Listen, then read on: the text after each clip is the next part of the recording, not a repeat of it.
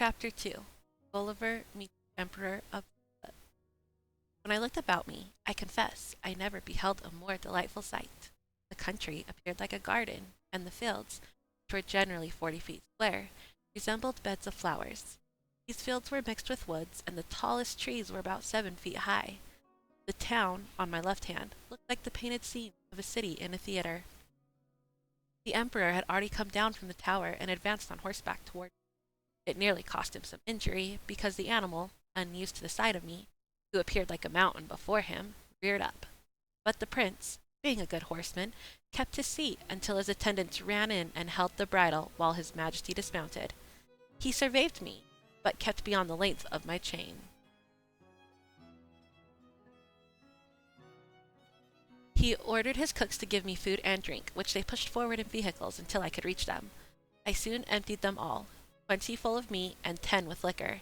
Each of the former gave me 2 or 3 good mouthfuls. I emptied the liquor of the 10 vessels into one, drinking it off in a gulp.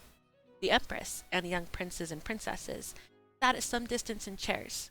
When the accident happened with the emperor's horse, they got up and came near him. He is taller, by almost the width of my fingernail, than anyone in court, which alone is enough to strike awe into his subjects. His features are strong and masculine, his bearing erect, his body well proportioned, his movements graceful, and his manners majestic. He was past his prime, being 28 years old, and had reigned for 7 years in great happiness.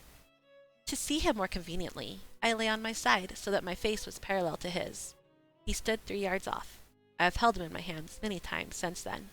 His clothes were very plain and simple, but he had on his head a light helmet of gold, adorned with jewels, and a plume on the crest. He held his sword in his hand to defend himself if I should break loose. It was almost 3 inches long. The hilt and scabbard were gold enriched with diamonds. His voice was shrill but clear. I could hear it distinctly when I stood up. The ladies and courtiers were magnificently dressed. The spot where they stood seemed like a petticoat spread on the ground. His Imperial Majesty spoke to me, and I answered, but neither of us could understand a syllable. Several of the priests and lawyers were commanded to address me, and I spoke to them in the languages I knew a little of, which were Dutch, Latin, French, Spanish, and Italian, but all to no purpose. After 2 hours the court departed. I was left with a strong guard to prevent the rabble from crowding about me as near as they wanted to.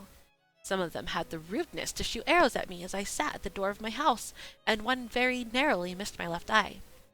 The colonel ordered 6 of the ringleaders seized and bound. He could think of no punishment more fitting than to deliver them to me. Some of his soldiers pushed them forwards with the blunt ends of their pikes. I took them all in my right hand, put 5 in my coat pocket, and looked at the 6 as if I meant to eat them alive. The poor man squalled terribly, and the colonel and his officers were afraid when they saw me take out my penknife. But I soon put their fear to rest. I cut away the strings he was bound with, and gently set him on the ground. Away he ran. I treated the rest the same way, taking them out of my pocket one by one. The soldiers and people were delighted with my mercifulness. Towards night, I got into my house, some difficulty, where I lay on the ground. That continued for 2 weeks, during which time the emperor ordered a bed to be made. 600 beds of their ordinary size were brought in my house. Then they were sewn together to make 4 layers and stacked. They were barely better than the hardness of the floor, which was smooth stone. In the same way, I was also provided sheets and blankets, good enough for one like me who was used to hardships. As news of my arrival spread through the kingdom, great numbers of rich, idle, and curious people came to see me. The villages almost emptied, and household affairs would have been neglected if His Imperial Majesty had not issued proclamations against it. He directed those who had already seen me to return home, and not to come within 50 yards of my house without a license from the court. This raised considerable fees for officials. In the meantime, the emperor held many councils to debate what should be done with me. They feared that I might break loose, and that feeding me would be expensive and cause a famine. They thought about starving me, or shooting me in the face and hands with poison arrows. But they worried the stink from such a large corpse might cause a plague in the city that would probably spread through the whole kingdom. At one meeting, several officers of the army came to the council chamber and told how I had treated the 6 criminals I just talked about. This made such a favorable impression that an imperial order was issued requiring all the villages within 900 yards of the city to deliver 6 beeves, 40 sheep, and other food, including bread and wine for me to eat. His Majesty paid for this from his treasury. His wealth comes chiefly from his own estates, and he rarely puts taxes on his subjects. 600 people were hired as my servants, and tents were built for them at each side of my door. 300 tailors were ordered to make a suit of clothes for me in the fashion of Lilliput. 6 scholars were hired to teach me their language, and, finally, the emperor's horses and those of the guards were exercised in my sight that they could get accustomed to me. In 3 weeks I made great progress, learning their language. The emperor often visited and helped the scholars teach me.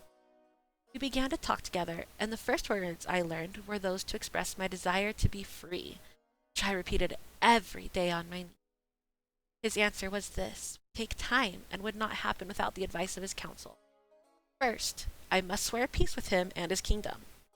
He said I'd be treated kindly. He advised me to earn the goodwill of his subjects through patience and good behavior. Due to his courteous behavior, Great Man Mountain, Gulliver, impressed the emperor and his people, who treated him well. In exchange for a solemn oath to help the Lilliputians, Gulliver was granted favors, including the right to visit the emperor's palace and Mildendo, capital of Lilliput. Meanwhile, the empire of Blefuscu, an island northeast of Lilliput, was threatening to invade the land of the Lilliputians. Gulliver moved swiftly to capture the ships of the invading force. When he refused to help the emperor subject the people of Blefuscu to his will, the emperor began to plot Gulliver's destruction. Gulliver escaped and eventually returned to his native land, where he stayed 2 months before taking off by ship on another adventure.